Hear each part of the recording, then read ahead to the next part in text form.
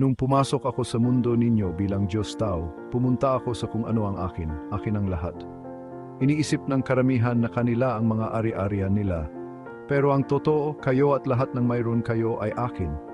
Minsan pakiramdam ninyo ay nag-iisa kayo at malayo sa iba, pero isa lamang itong maling akala.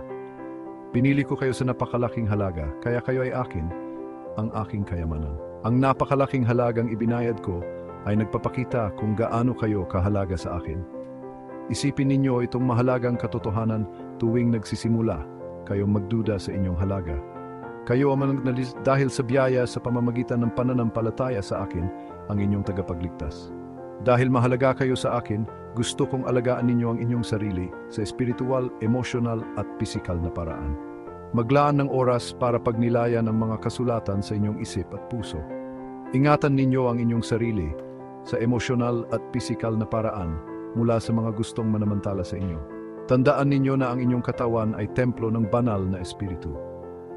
Gusto ko rin na tulungan ninyo ang iba na matuklasan ang magandang balita, ang libreng regalo ng buhay na walang hanggan para sa lahat ng naniniwala sa akin.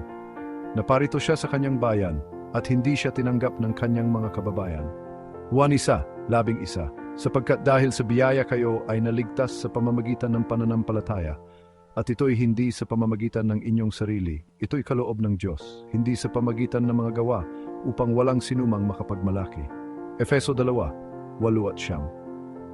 O hindi ba ninyo nalalaman na ang inyong katawan ay templo ng Espiritu Santo na nasa inyo, na inyong tinanggap mula sa Diyos?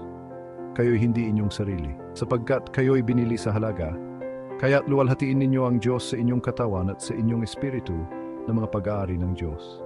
Unang Korinto 11:20.